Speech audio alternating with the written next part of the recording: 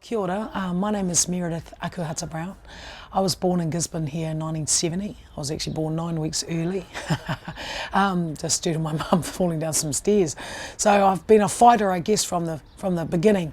I've lived here all my life. I'm married to my husband Jason, and we have 3 amazing young people we've raised who've managed to not get in any trouble. What is my point of difference in this mayoralty is, just to be really frank, is I would be the first Māori woman mayor of Tairawhiti. And you know, when I say that, for me, that's about being absolutely proud to represent the region as a Māori woman, but certainly the work that I've done in this community with young people is around them believing and having an absolute aspiration to go further than many of them would think that they could.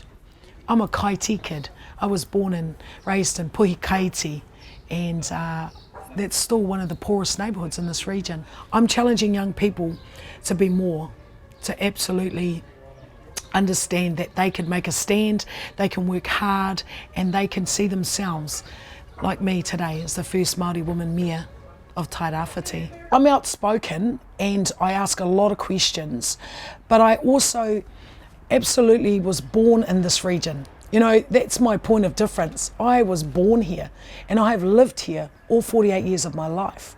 So I have lived through Cyclone Bowler, the earthquakes, all those frameworks of a region's challenges and wins and losses, I guess. I've lived through them for the 48 years I've lived here.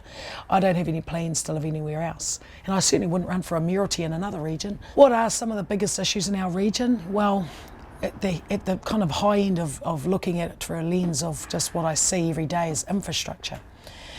Key issues in our region are around infrastructure needs and paying for those. So obviously our roading network is absolutely challenged daily. We have a big industry of high motor vehicle use, trucks and the like. So our infrastructure is a challenge because of our shifting geology, our landscape. Our region is challenged just because of its coastal geology, really. But so infrastructure needs are tired, they're worn out, and they aren't meeting the current needs of a growing industry. Wastewater treatment, we have in the past kind of met the requirements of sorts, but we've gotten to a point now where environmental court and the like are knocking on the door of council to say it's absolutely time to no longer see human waste and that into our bay and our awa. Our rivers and our waterways are absolute gold, and we need to treat them like that. We also have infrastructure needs in our region around the CBD, change of lifestyle living. So we've got a spatial plan looking to negate those key infrastructure needs of a changing population. So housing, huge issue of housing. Enough houses for people to live in. We're looking at kind of building homes for migrant workers here, but we actually have local people that don't even have a home. So those are some key: roading, housing, wastewater, waterways, and environment are huge issues for this region. But at the end of the day, the people who are working hard to try and make it work, you know, you've got to give them credit for trying to do what they can in this environment. The rail line is, to me, another part of the land transport plan. We have what we call a multimodal transport system. So rail should absolutely be there. There's a line sitting there waiting to be fixed. And so we should absolutely be saying to government, this is core infrastructure that needs and meets the needs of this region. The horticulture industry want to use it. Fertiliser, there's a multitude of use for a rail line. And in a world that's highly technologically advanced, you can't tell me we can't do that. So I'm not going to listen to that rhetoric anymore, and I'm going to absolutely fight for the rail line to be reinstated. Part of our role in the social space is to unpack the story and absolutely say, do we need a halfway house, a home that will meet the needs of those who want to live in the simplest of ways, but certainly need to have their human rights met. You know, it's a basic principle. Every person should have a warm, dry home to live in. This is New Zealand, and our region desperately needs to meet the needs of the homelessness that exists. So my challenge is that all those in industry and in frameworks in this region have to ask some ethical questions. What is the right thing to do? One of my favourite quotes by one of my favourite people, Martin Luther King, is, the time is right to always do what is right. And there's some things that we simply need to do right now. So the homelessness issue, I know most of the homeless. They're people I know. And so I do know some of their backstory. People need to take the time to unpack it, decide what we're going to do about it. But action on the home front of creating it's about building some homes. It's actually about building a space that these people can go and be warm, dry, and feel like citizens again. Needs to happen. So that's a project that I'm keen to work on. Not a project per se, more let's just meet some of the social needs of our region. That's another part of our job. So yeah, definitely working on that space.